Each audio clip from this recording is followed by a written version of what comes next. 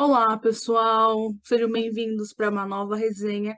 E dessa vez eu escolhi um autor de língua portuguesa, mas não do Brasil. Nós vamos falar então da obra Bom Dia, Camaradas, que foi escrita pelo Ondiak. E para começar, nós vamos falar um pouquinho dele.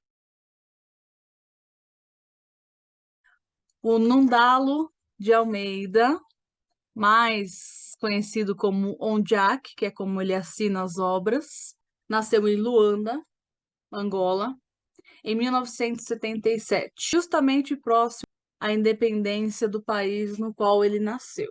Ele é um poeta e escritor angolano que já estudou sociologia, já fez doutorado em estudos africanos na Itália e também já ganhou diversos prêmios por conta das suas obras, que incluem desde poesias a contos, obras infanto-juvenis, romances, novelas, teatro e outros tipos de escritos. Dentre algumas obras que ele escreveu, nós temos aí Inari, A Menina das Cinco Tranças, que é uma obra infantil, Assobiador, que é uma novela, 2002, A Avó 19 e o Segredo do Soviético, que é outro romance de 2008. Algo que empolga ainda mais com relação a esse escritor é justamente a motivação da escrita dele, que é o país de origem. Para quem não sabe, Angola foi um dos últimos países a obter a independência de Portugal. Isso sendo um dos países, né, africanos colonizados pelos portugueses. E o mais interessante no Jack, não só mais, né, ele é um autor que por si só já é interessante pelo modo como ele escreve. Mas, nas entrevistas, a maneira com a qual ele fala de Luanda e da motivação principal dele ao escrever, que é justamente fazer esse movimento em prol de construir uma literatura de um país independente, acaba chamando muito a atenção.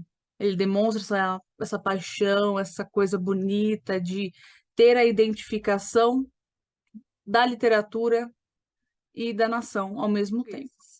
Sabendo-se disso, e sabendo-se desse engajamento por fazer com que a literatura angolana se coloque numa posição exclusiva como nação, e não mais sendo subordinada à literatura portuguesa, conseguimos compreender essa dinâmica e esse sentimento que onde há que desperta com relação a toda essa motivação que ele vai trazendo para nós.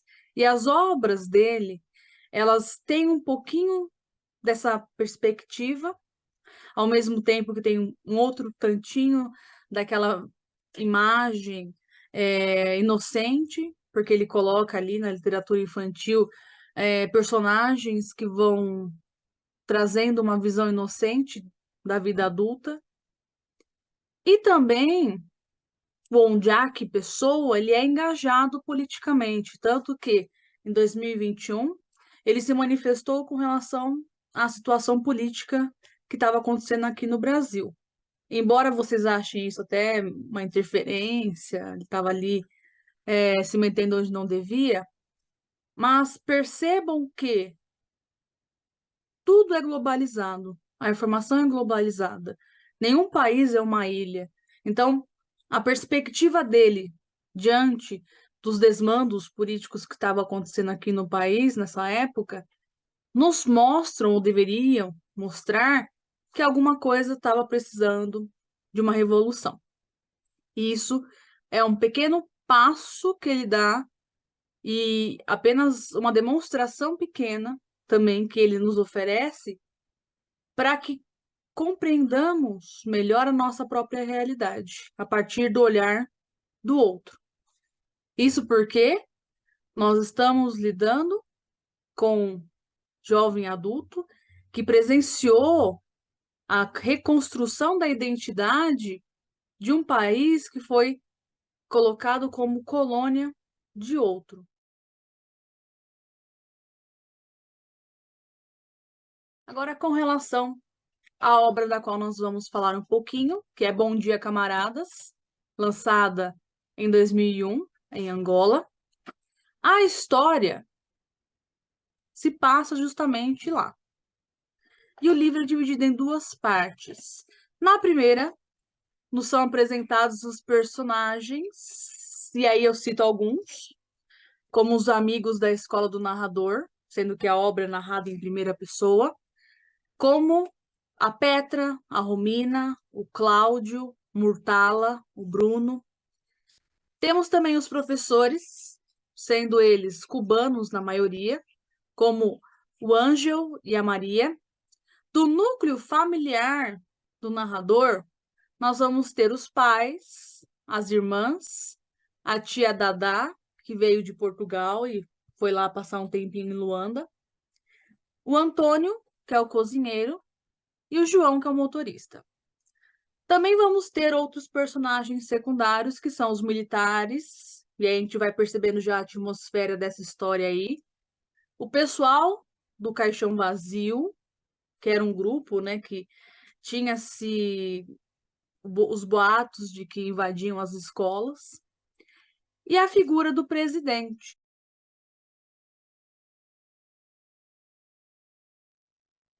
E vamos lá, então, falar um pouquinho dessa história para vocês. Logo no início, pela visão desse jovem estudante e também narrador, temos a perspectiva da construção da imagem de Angola. Primeiro, um país dominado pelos soviéticos, com os pontos de vista controversos da situação pós-independência portuguesa. Também vamos ter a comparação entre Angola e Portugal, que é justamente dada pela tia Dadá, que é o elemento externo que entra ali no seio familiar para fazer essa comparação. E o que nós vamos ter nesse primeiro momento? Essa dominação pelos soviéticos, essa figura desse presidente ali, são opressoras. Elas oprimem de alguma forma a estabilidade do povo angolano. E a figura da tia, ela mostra um avanço que Angola ainda não possui em comparação à antiga colônia. No decorrer da narrativa, vemos a conciliação entre viver uma vida aparentemente normal e lidar com incertezas geradas pela violência, pelo medo do governo e pelas constantes tentativas de compreenderem-se como angolanos, detentores daquelas terras. Então percebam outro elemento aí, que é essa constante comparação, essa constante retomada da identidade aí, que é uma proposta do Ondiak para as obras dele, fazer com que a literatura adquira a identidade de Angola, que é um movimento que todos os países que foram colonizados, eles acabam tendo em um determinado ponto histórico. A personagem da tia é importante para apontar ao narrador a fraqueza daquele sistema ao qual eles estão subordinados. Então, os angolanos, eles vivem sob constante medo e cerceados da liberdade, sem poder ter uma perspectiva de melhora.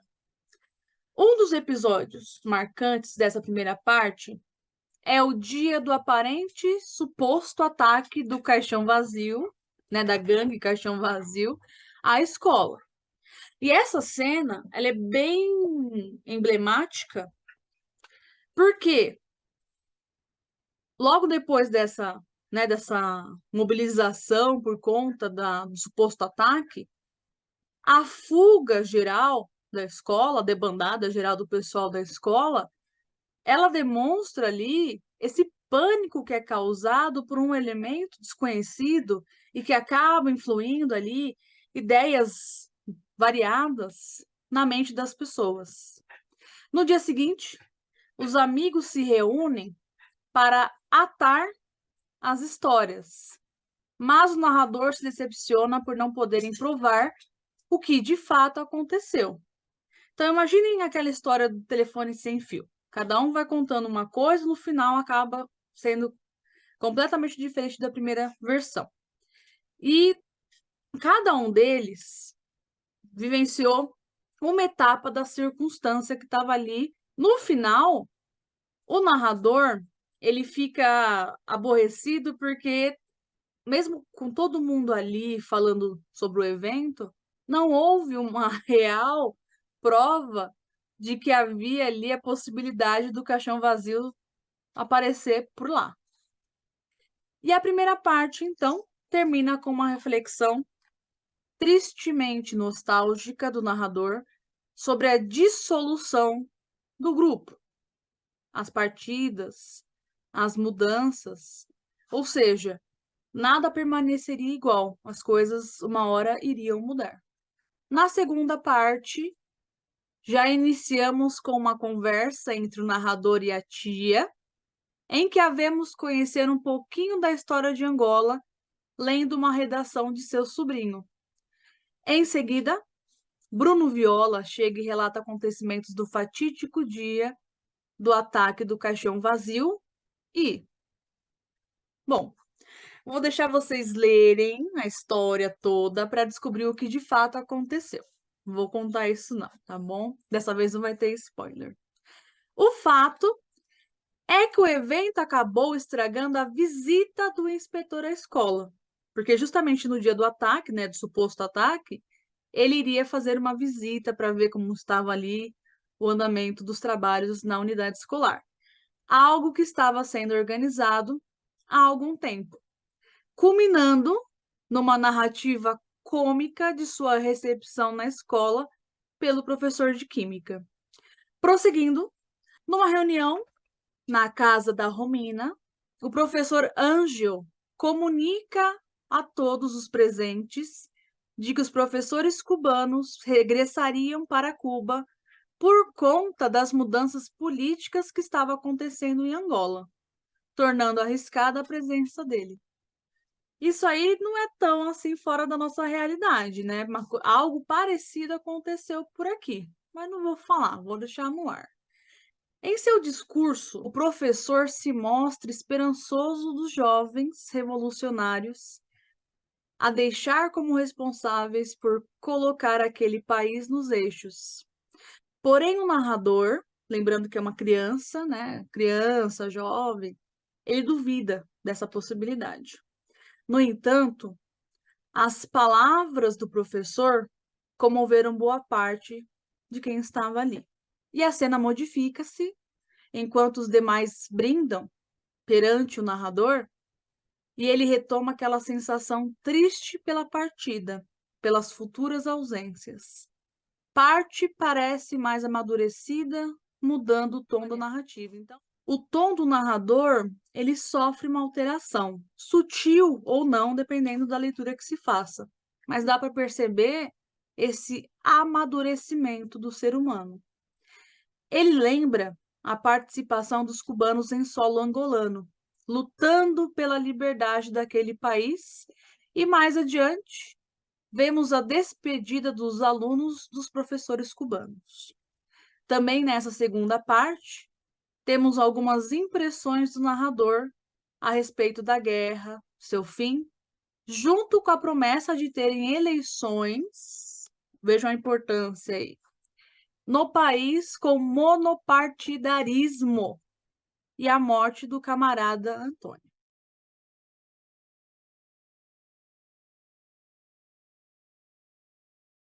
Agora, esse é o momento da discussão, em que eu vou apresentar alguns temas que aparecem, lembrando que toda obra ela acaba trazendo uma riqueza de possibilidades.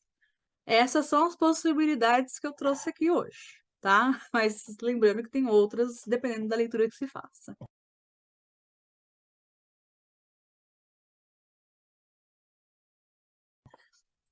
Nós vamos começar falando a respeito das visões contraditórias da situação do país. E isso porque o narrador, ele vai nos apresentar diversos personagens ao longo da narrativa, principalmente na primeira parte. E o que nós notamos é a presença de vários grupos que têm posicionamentos distintos diante da situação de um país que estava ali sob controle soviético. Alguns se mostram indiferentes, né, para aqueles que não importa o que está acontecendo, eles estão sempre com aquela mesma cara inexpressiva. Nós vamos ter os saudosos, que são aqueles que vão olhar a situação atual e vão esperar vivenciar o passado, né? Vão querer retomar antigas fórmulas que funcionaram ou não, mas que eram de conhecimento deles, ao passo que o novo se apresenta já negativamente ruim e sem a hipótese de uma melhora.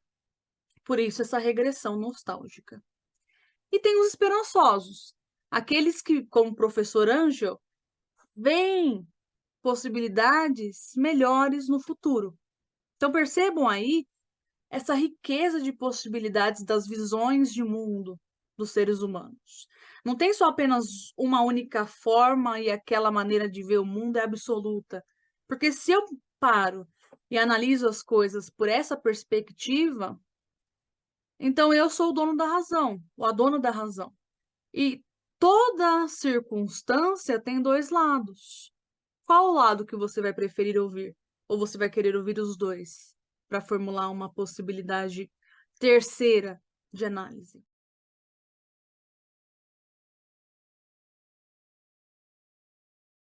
Violência e medo. Então aí nós vamos ter, né, esses dois parâmetros aí atitudinais da violência e do temor, né, do medo, tanto por parte dos militares soviéticos, a zelarem pela ordem propagada pelo presidente, figura também temida por todos. Tem áreas consideradas apenas deles. Então, por mais que você pense, tudo ali pertence ao povo angolano. Mas, na perspectiva dos militares, muitos lugares, os melhores para dizer, pertenciam a eles. Eles cravaram ali como se fosse uma bandeira, hastearam uma bandeira e se colocaram como donos desses lugares, aos quais os angolanos não podiam frequentar, né? Tanto que tem uma cena ali que a tia Dadá queria ir numa parte da praia e o narrador já alertou-a de que não havia possibilidade porque ela pertencia aos soviéticos. Nós vamos ter também uma outra representatividade do medo e da violência. Esse bando que ameaçava a segurança dos estudantes e professores, tendo até ali boatos de abuso que professores e alguns alunos sofreram, sendo que esses últimos acabaram até sumindo. Então percebam esse cenário. É um cenário de uma paz caótica. Então a família do narrador vive numa certa tranquilidade, só que ao mesmo tempo é uma tranquilidade que está ali rodeada pelo caos.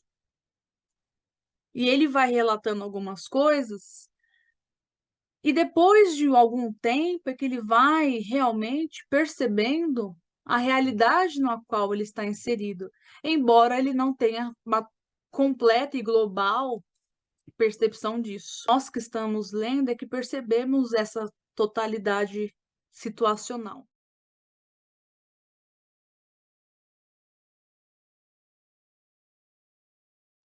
Nós também vamos ter o cerceamento, né, a privação da liberdade, tanto que no aeroporto a tia não podia tirar fotos, quem estava tirando fotos, a câmera era pega, eles eram lá abordados pelos policiais, porque era algo proibido. Então, sem fotos, a quantidade de alimentos era limitada por uma espécie de cartão que eles recebiam, e a forma de expressão também era controlada. Notem o tipo de ambiente em que o país se encontrava sob comando de outra nação, que justamente chegou dando a impressão de que traria uma nova estabilidade para o país, mas acabou mostrando essa opressão. E isso acontece não só com relação à política, né, política de Estado, mas nós vemos pessoas oprimindo as outras. Eu tenho poder, eu faço o que eu quero. Eu tenho poder, eu posso fazer você ter medo. Eu posso fazer você temer a minha atitude com relação a você. Isso vai cerceando as possibilidades do outro. Você vai se tornando alguém que se considera uma marionete das perspectivas alheias. E isso é horrível. Então, imaginem ali aquelas famílias vivendo sob esse controle autoritário e também que monopolizava todas as possibilidades de acordo com o que eles desejavam. Será que é uma coisa boa? O que vocês acham a respeito? Não é, né? É uma coisa bem drástica, é uma situação que vai se estabelecendo e vai deixando o outro sempre à margem do que ele realmente poderia ser, porque outro determina até onde ele vai, né? Às vezes por conta desse discurso de merecimento, né? Eu tenho poder, eu faço com que o outro mereça ou não um privilégio, ou então uma concessão, ou também por conta justamente dessa dessa própria atuação do poder. Quando se tem poder nas mãos, e quem tem poder nas mãos, nem sempre sabe administrá-lo. Nem sempre você coloca ali o lado humano para julgar as coisas. Você julga por leis que às vezes você cria, por leis que você deturpa, por decretos que aparecem do nada. Então, o tempo todo, as pessoas que se fazem, né, por esse poder, elas vão se prendendo em elementos para, né, elaborar aquela cilada para o outro.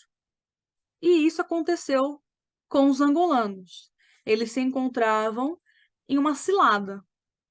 Por isso, essas três visões diferentes: os indiferentes, os saudosos e os esperançosos.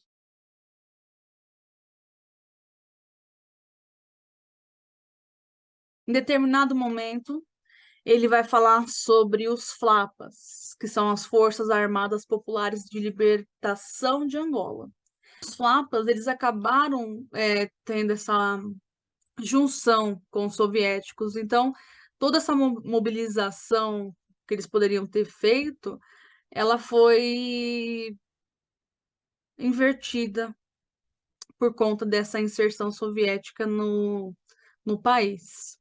E daí surge esse presidente, que é a figura que representa ali a nação, mas na verdade é, não é bem ele que está ali ao controle das ordens, dos comandos, enfim. O caixão vazio, surgindo como uma entidade gigantesca de opressão para os jovens, e aí vai reforçando ainda mais essa atmosfera densa na qual temos militares, presidentes, o caixão vazio, atuando para fazer uma força ao ponto de estar tá ali, contendo, né? É uma força de contenção das camadas populares.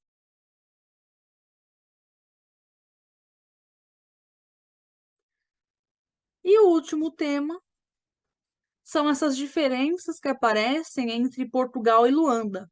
Então, por mais que alguns notem ou achem que tem a ver com relação à exaltação de Portugal, na verdade é uma crítica que está aí. Porque Portugal, enquanto teve um determinado avanço, né, em comparação com outros países colonizados, estes acabaram sofrendo por conta justamente de terem perdido boa parte dos recursos, naturais ou não, do país, desses países, e enriqueceram Portugal, eles ficaram expostos à pobreza, àquela força opressiva, a falta da identidade, que é né, que leva a tudo isso no fundo, por conta de que se eu não me compreendo como indivíduo dentro né, de uma nação, então quem sou eu? Então imagina essa pergunta para uma nação toda. Se eu não me compreendo, um país, né, uma nação, quem sou eu no mundo? Quem é Angola no mundo? Portugal, portanto, quando invadiu, né, terras e as colonizou, não houve ali uma preocupação de, pelo menos, permitir que essas pessoas preservassem quem elas eram. Sempre que tem ali algo, um elemento que acha-se numa posição superior a outro ou a outros, a primeira coisa que esse ser vai fazer é anular quem o outro é. Percebam isso em todos os momentos de opressão, não é só com relação a colonizador, colonizado, em qualquer lugar que você tem alguém com poder. E aquela pessoa quer te jogar de escanteio ou quer pegar e te fazer sentir um zero à esquerda. O primeiro movimento é fazer você duvidar do seu valor. Portugal, então, fez isso com todos os países. Qual o valor de Angola?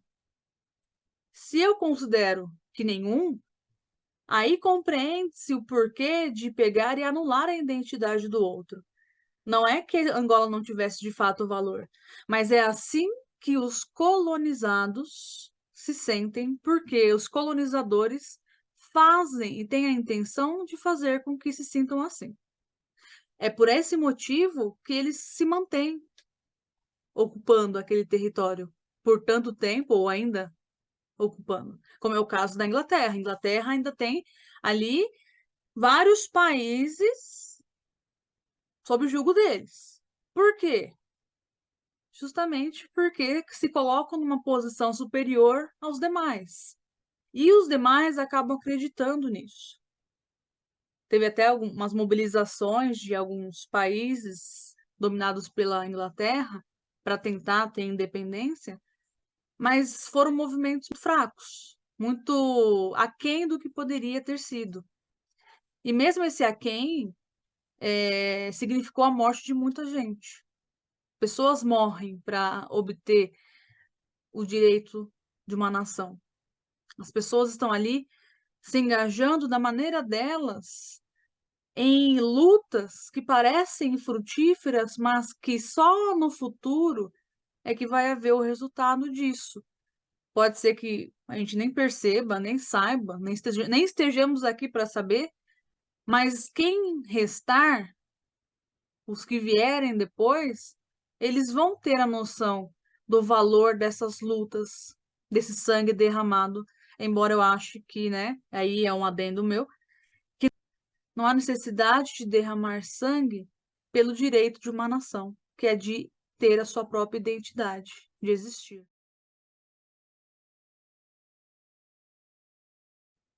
E para concluir, fazer um vídeo mais curto dessa vez, tá? O legal dessa obra, não vou nem falar das obras do Ondiak, porque essa é que eu li com mais atenção. Por conta do tempo, tá? Ondiak não pense mal de mim. Primeiramente, é essa imersão nas diferenças culturais e linguísticas de um dos países africanos colonizados por Portugal. Então, como professora de português, eu não ia deixar de reparar nessas inserções linguísticas que são muito diferentes das do Brasil.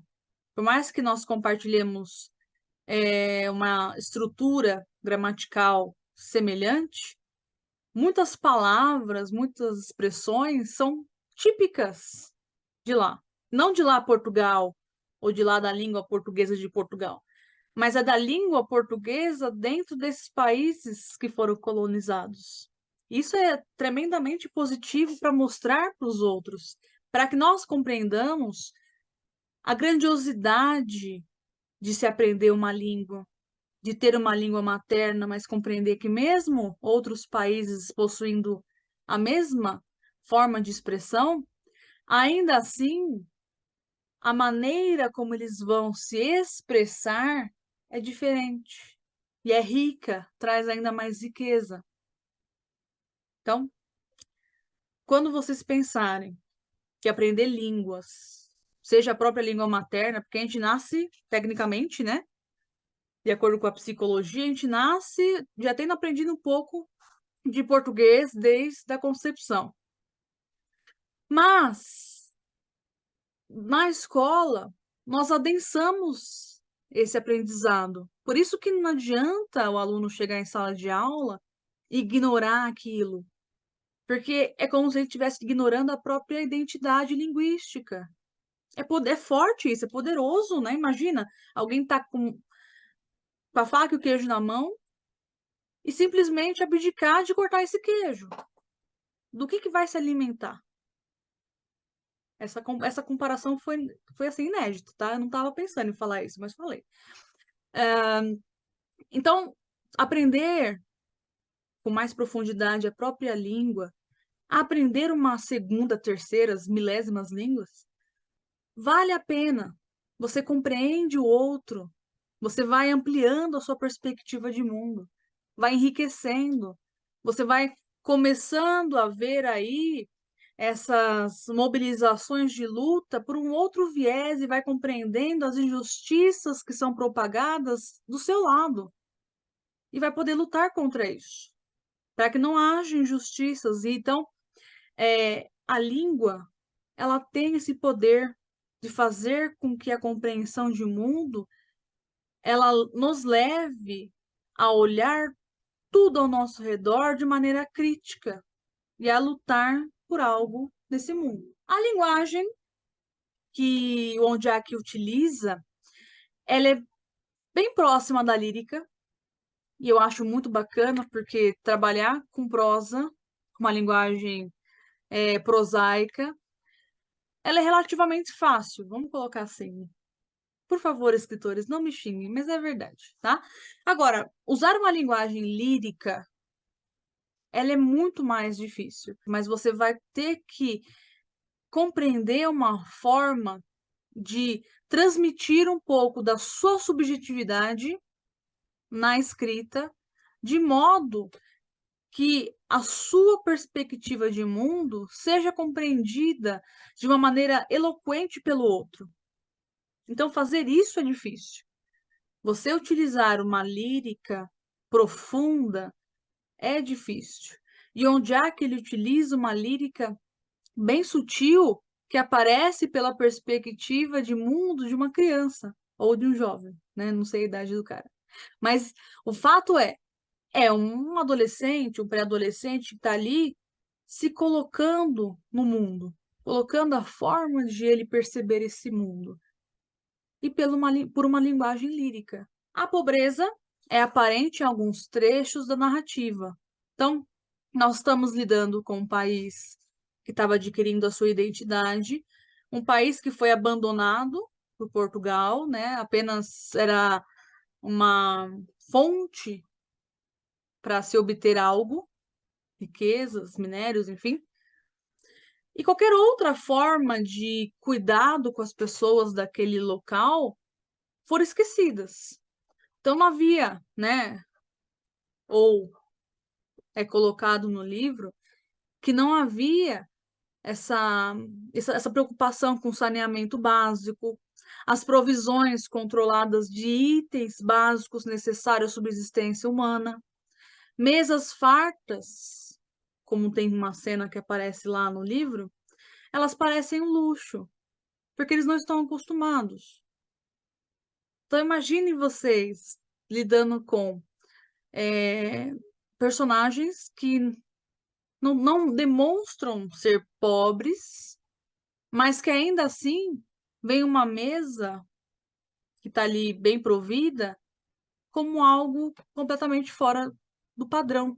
Uma denúncia para aquilo que os países colonizadores fazem e deixam como, né, legado aos países dominados. A situação de Angola, então, é uma preocupação do ONDJAC e vai ali comprovar essa necessidade de fazer com que a literatura adquira a identidade que merece, porque o país está ali se colocando como uma nação que merece essa posição. E a literatura, por mais que alguns rejeitem, né, a vontade de ler aquela coisa, falem que leitura é uma coisa chata, vejam a preocupação do Ondiak em fazer a literatura angolana aparecer no mundo. Não é por qualquer coisa.